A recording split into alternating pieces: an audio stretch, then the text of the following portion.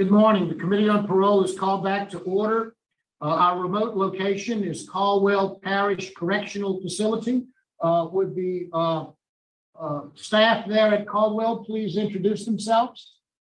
Kylie Hendricks, transition specialist. Thank you very much, Ms. Hendricks. Our first case is Malik Patterson. Mr. Patterson, if you would please give us your full name and your DOC number. Malik Patterson, 724-574. Thank you, Mr. Patterson. Mr. Patterson, I'd like to explain our process to you. First, I'm going to read some information into the record, and the board is going to conduct a parole interview with you. You do have two people on Zoom today in support, but they won't be speaking. They have requested not to speak, but they want to be present. Your mother, Ms. Cynthia Ward, is present, and your girlfriend, Ms. Denisha Goodman, is present. At the end, you'll be allowed to make a brief statement before the board vote. Do you understand our process, sir? Yes, sir. This is the matter of Malik Patterson, DOC number 724574. Mr. Patterson's date of birth is October the 12th, 1998. He is classified as a second felony offender. He has a parole eligibility date of February the 13th of 2022 and a full-term date of February the 13th of 2031. He is currently serving a 12-year sentence, having been convicted of simple burglary and adjudicated a habitual offender, being sentenced on January the 19th of 2022. Is that accurate, Mr. Patterson? Yes, sir. Mr. Patterson, your case has been assigned to Mr. Pete Freeman. Mr. Freeman will begin questioning you. Would you please answer his question? How old are you, Mr. Patterson? 23 years old. Okay, and how long have you served on this sentence? Going on 4 years, sir. Is this the first time you served jail time, serious jail time? Yes, sir. What's your educational level? Some college. I also have a pipe fitting trade. Well, tell me what was going on in your mind when you committed all these burglaries. I mean, what was the deal? What led to? I personally had an issue with my pride and decided that in order for me to succeed at the time, I refused help and made the wrong decision in committing these burglaries. What kind of help you needed? Financial and some spiritual support. Were you on drugs at the time of these burglaries? Yes, sir. What was your drug of choice? Marijuana. Okay, how old were you when you started using marijuana? 16. Okay. Have you ever used any other kind of drug? No, sir. Okay. Did you drink? No, sir. Have you ever received any treatment for your marijuana problem? Yes, sir. Okay, what kind of treatment you received? I took AA and Celebrate Recovery. Okay, you've done that while you've been in prison? Yes, sir. Okay. What other classes have you taken? Any other classes? Living in Balance, Thinking for a Change, pre-release, and I just finished Cognitive Behavioral Intervention for Employment. Okay, let me ask you this. What did you learn? What did you learn in these classes?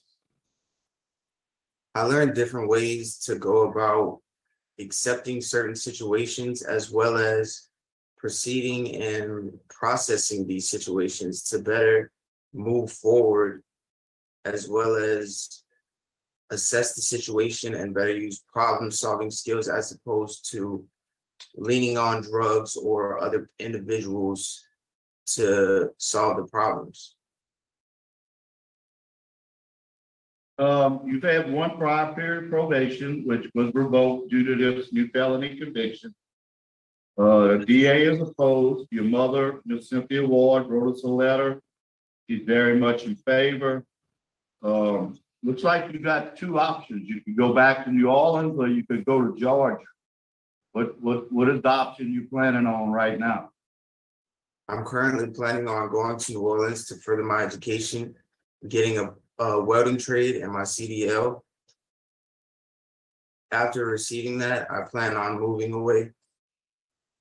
Okay, you think you can go back to that community and not fall back into the same old habits? Yes, sir. I have a very strong support system in my sister, my family, and my friends. And what about, you plan on, doing anything to make sure you don't go back to using marijuana? Yes, sir. I plan on taking classes and going to group sessions. Okay, I think that's a very good idea. Most of you victims had no comment. Well, they all had comment. You basically touched on this already, but so what is your transition plan? Where are you gonna work when you get out? I already have a construction job set up, as well as a lawn care service. Okay, and you already have a house, correct? Yes, sir. Who owns that house? My sister and myself, as well as my mother. Okay, so it's a family home. Okay. Yes, sir. Tell me something. Why should I take a chance on you? I mean, you're very well spoken. I can see that already. You're surely intelligent. So why should I take a chance on you and let you out today? You're a young man, only 23. You get convicted again, you'll be a third felony offender, and you'd be looking at some serious time. So why should I take a chance on you right now? Honestly, sir, I've taken the necessary classes, as well as taking responsibility for my actions. I've learned from the actions that I've made, and I've also learned from the classes that I've taken, as well as over the years, I've learned numerous skills to prevent me from falling into the same cycles and avoiding new situations coming into my new life.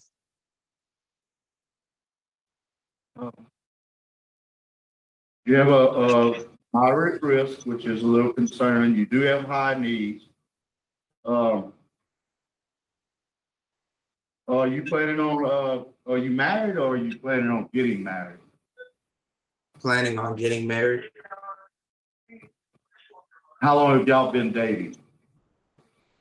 Going on a year now. Okay, do you have any children? No, sir. I have no further questions, Mr. Chairman. I'd like to hear from the transition commissioner.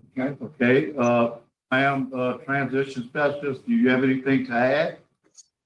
I can say that I spoke with our admin yesterday. He's never had any type of disciplinary issues. He's quiet. He gets along well with the staff and his peers. I am his instructor, and whenever I was working with him, we had class twice a week. He always came to class prepared. From my perspective, he did excellent. And as far as his behavior, he's given Caldwell no problems at all. Thank you very much, ma'am. Yeah. Mr. Patterson, I have just a couple of questions.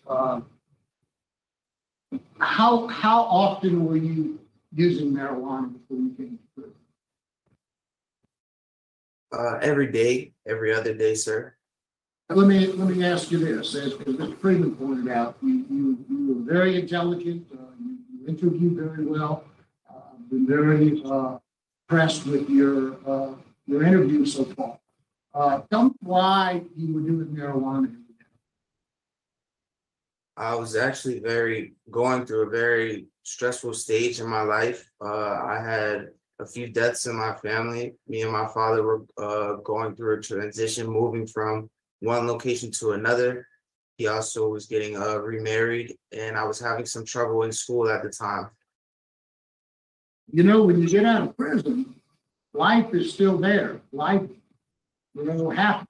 There are a lot of bad things that happen in life, regardless of how well we do or how good things are. Sometimes we're going to get depressed. Sometimes things are going to get us down. People are going to die. Friends are going to die.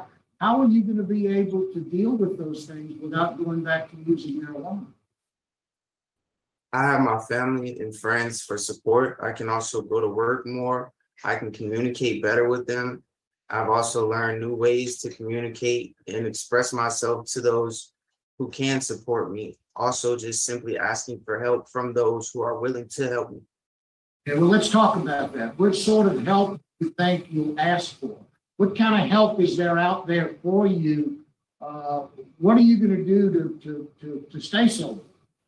You talked about a lot of the classes that you've taken, Living in Balance. A lot of those classes deal with substance abuse. Tell me what you've learned about what tools you might have when you get out to make sure you don't go back to. For one, I can find a sponsor. I can also continue to go to group meetings once a week, twice a week if necessary.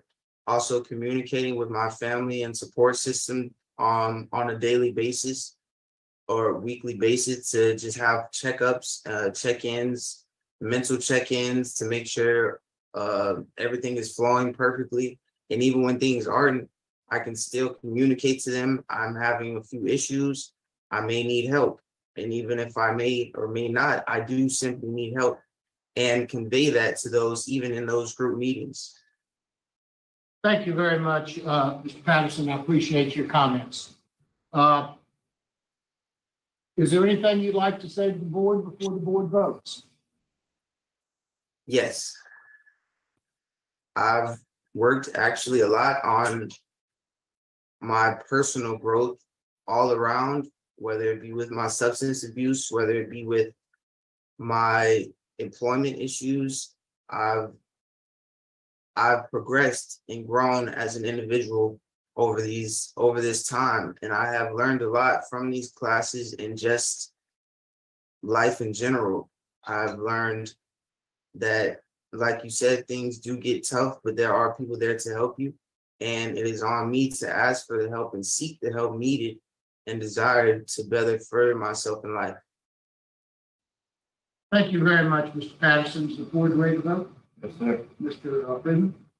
Okay, Mr. Patterson, first off, I've enjoyed this interview. Like I say, you're a very well-spoken young man. You have plenty of life ahead of you. And I do worry about your drugs. You need to keep that under control, because as I'm telling you, once you get that third strike, you'll be looking at some serious time. But today I'm willing to take a chance on you, especially after hearing from the transition specialist. So I'm going to vote to grant you parole with the special conditions that you attend 3 AA meetings a week and that you have a curfew from 9 p.m. to 6 a.m. Thank you, Mr. Freeman. Ms. Jackson? Ms. Patterson, you are truly a puzzle to me, because there's no reason in the world that you should be incarcerated. You have, your mother wrote a really, insightful letter on your behalf. You have a good support system. You've gone to college. You're intelligent. I don't understand, how you got off track. But you're only 23 years old, and you can put all of this behind you, all your mistakes behind you, and you can still have a wonderful life, productive, and I pray that will be what happens in your case. So my vote today would be to grant, because of the programs you've taken, your good disciplinary record, and the fact that you would have a good support system. I would like Mr. Freeman to offer a modification to your condition. Yes, ma'am. I would say 3 AA meetings a week for the first 6 months, and then once a week thereafter to school and work, not having that obligation. So if he does 3 a week for the first 6 months, and then once a week thereafter, you might address the concern for that. I accept that modification. Thank you, Ms. Jackson. Mr. Patterson, I echo what my colleagues have said. You're an impressive young man. It's sad for me that you're in prison. There's no reason for you to be there other than what you've done. Of course, that can be said for everybody there. But the tools that you have, the ability that you have, the support that you have, there's no reason for you to be in prison. You're very intelligent. You said all of the right things, and I know and I believe that you believe all of those things. But you know, I was a drug court judge for 14 years. I know how drugs can grab someone and take a perfectly normal, healthy, intelligent person and make them into rubber. And that's a real problem. You talked very eloquently about how you hope to maintain your sobriety, and all of those things are true. I don't necessarily agree with loosening the 3 AA meetings, but I'm going to go along with my colleagues. I think AA meetings are critical. I think the AA meetings is probably something that you should consider continuing in your life for the rest of your life. Maybe not at the scale that we're talking about, but have it there to make sure that when things don't go right or sometimes when things are going well, people need to go to AA because they get a little inflated and they think, oh, well, you know, I'm doing so well, I can handle it. So you've got a drug problem, and I hope that you address that. And I really do believe that if you address that, you're going to have a very long and a very productive life. So my vote today would be to grant with the same conditions that you attend 3 AA meetings for the first 6 months and 1 AA meeting per week thereafter. Which of course will be modified by your parole officer if they feel you're slipping, and a curfew from 9 p.m. to 6 a.m. So good luck to you, sir. You've got good support, and we all wish you well. Thank you very much. Welcome.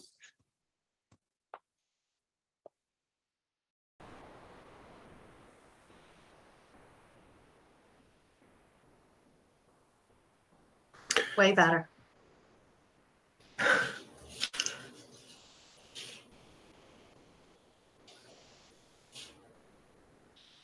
I think they left it on so she could wave. Look at his smile right there. So I think Miss Jackson said it best. You are a puzzle to me. I'd agree. He's a puzzle to me too. I was just trying to listen and figure it out, like almost as if he was reading from a script, but he's not. You know, if you would take him and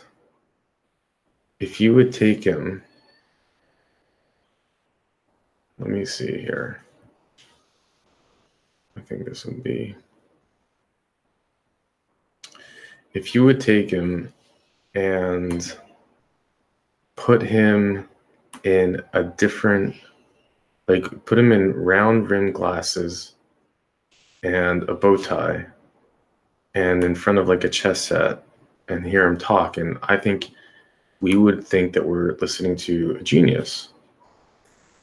You know, I'm not gonna go and try to say that we're, you know, is he on like this? Is there like a misdiagnosis? Is he like on the spectrum or something? Because I just can't really quite figure it out. It's just very different than anything I've really ever seen before. But yeah, I do think that he is highly intelligent. Can you imagine him having to spend time in prison? Like, how would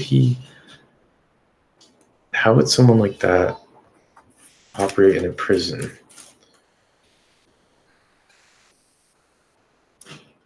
And you know, his crimes are interesting too. 2 felonies, but burglary is a certain type of crime. It's more of like behind the scenes. And the way that he described why he did it is his ego. He wanted to fit in. So, I mean, he's probably doing it for money. His father's remarrying. And I think anyone who's gone through that knows how stressful that can be.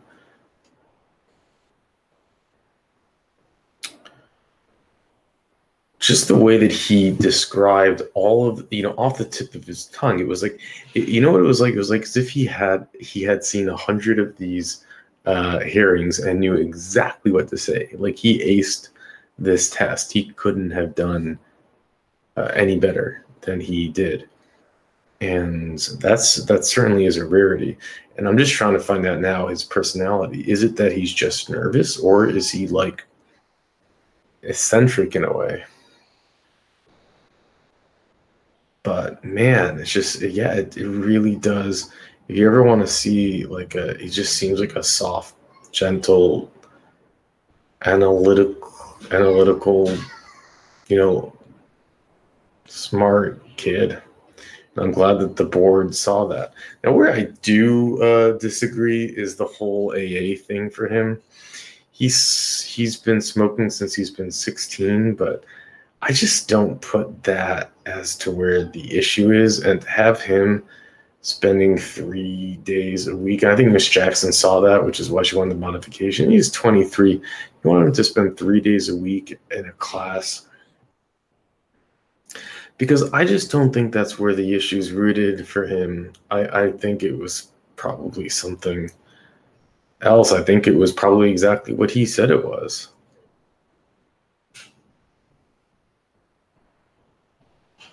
It is scary to think that he just needs one more felony. And that's also, it's like, as Ms. You're a puzzle to me. Well, who are you hanging out with? And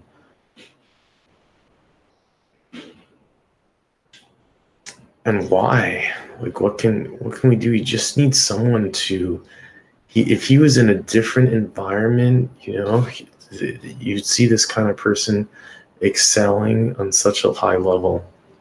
That's just like the vibe that I'm getting, of course. And I think also the information background that we have.